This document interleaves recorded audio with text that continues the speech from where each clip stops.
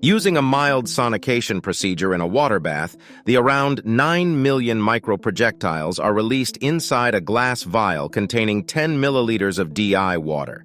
The key to their external magnetic manipulation lies in the presence of ferromagnetic nickel in the metal cladding layer, which allows for easy control using a conventional permanent neodymium magnet.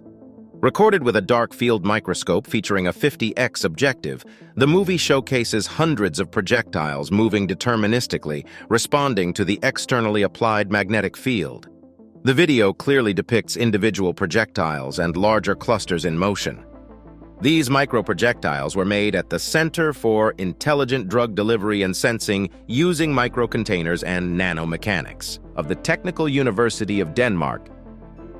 For those interested in the complete fabrication process, find detailed information in our application note available in our library on heidelberginstruments.com.